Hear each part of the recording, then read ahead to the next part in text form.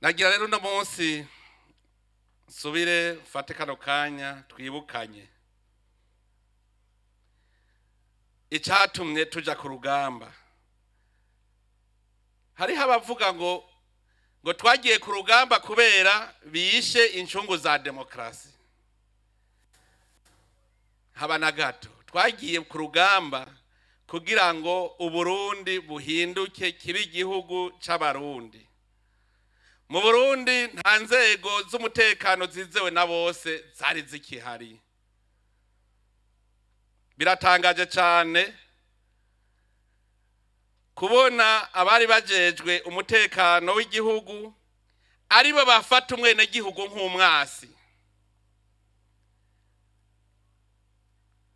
Turiko turaraba dusubiye mu kahise tukumviriza ivy'umugwi wo kumenya ukuri no kurekuriranira uza uradushikiriza, murabona yuko ari ibintu biteye isoni.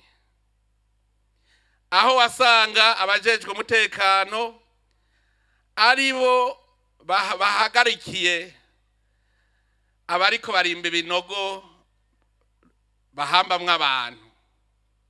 Mugabo bataha bagacavuga yuko ari abahutu n'abatutsi bankana basubiranyemwo, bakanka kuvuga ko ari indongozi ahubwo ziraze mu bene gihugu zikabarigita.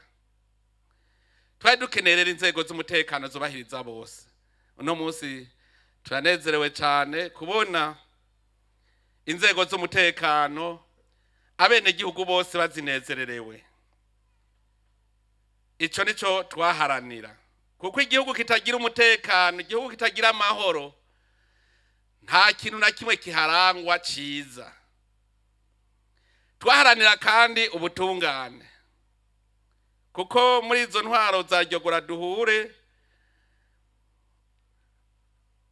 imanza zaraba bamwe ntiziraba abandi. Duharanira ubutungane rero, kandi n'ubwo rugamba n'ubu rurabandanya kuko ntiturashika neza. Twaharanira kandi uburongozi bwiza mu gihugu.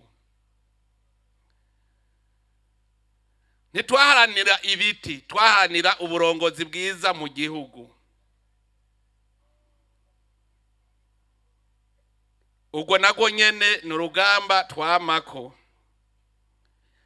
Twaharanira kandi ko Burundi butera imbere, kuko burafise bikwiye kugira ngo butere imbere. Uno munsi rero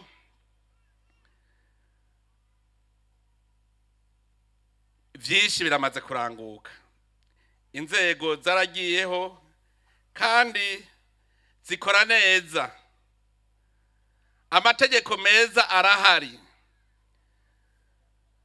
Amategeko yarahari ubwa mbere, yari amategeko y'amacurano, none ubu turifitiye ibwirizwa shingiro ryitorewe n'abene gihugu, kandi bo nyene aribo bariterereye.